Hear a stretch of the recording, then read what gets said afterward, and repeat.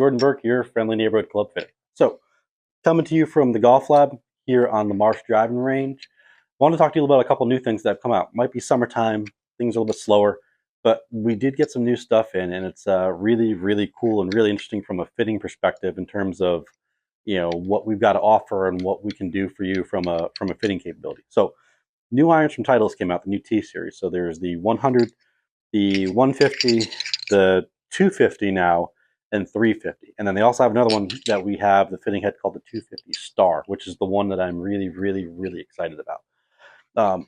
Personally, I am not a big fan of the lofts that are really, really strong, or you hear the term loft jacking, or incredibly strong clubs where they take a 5-iron and they stamp 7-iron. That's kind of what you're seeing a lot of companies do. They just make these incredibly strong lofted clubs so that you hit it these, keep up with the distances that you may have had, 20, 30 years ago. But at what cost? When you start giving yourself that much distance, you take away some control, and you take away some height, and you take away stopping power.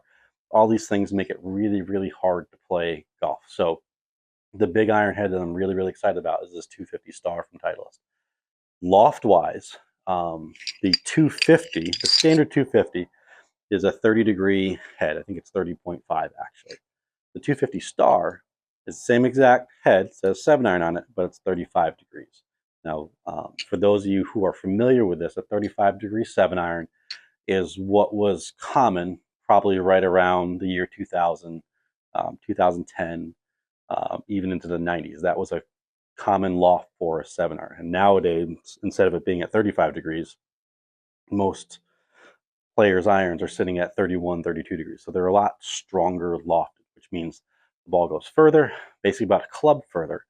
And but you can kind of give up some spin, and you can give up some peak height, if you don't have the delivery to send it up into the air.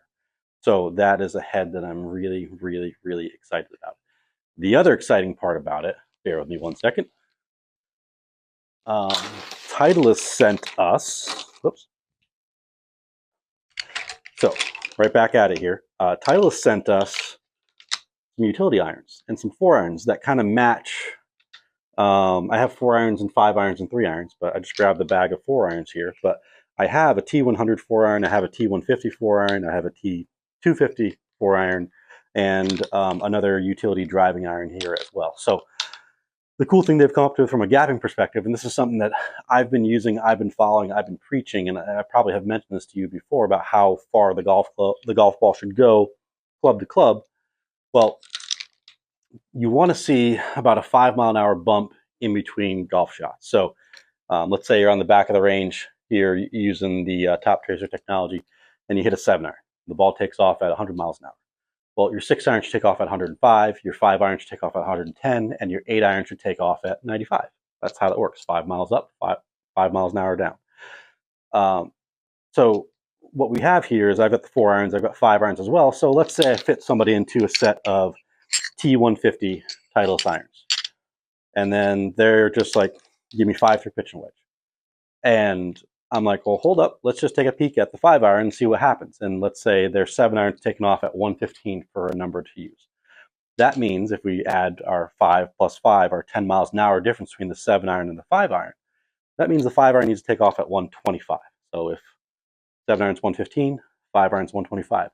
So we can have you hit a couple shots with that 5-iron to see if that ball speed is being retained or making sense or kind of going the distance that you're looking for. So, and if it's not, that's when we end up switching models. So you can go from, if you're in the T100s and you need a little help, you go into the 150s. If you're in the 150s, need a little help, you go to the 250. If you're in the 250s already and need a little help, you go to the 350. So it's really, really, really straightforward, really easy way to kind of help people gap their clubs and make sure that every club has a specific role and you don't have all this overlapping yardages between golf clubs. It's one thing that's one big pet peeve of mine. One of the things that I really enjoy doing is kind of giving people that eye-opening, or showing them where they need to be in terms of gapping and how to get there with their golf clubs. So if this is something that interests you, and if you're curious on what the new Titleist irons look like, feel free to come on out. Jordan B, VitaBayClub.net. Thank you all. Have a great day.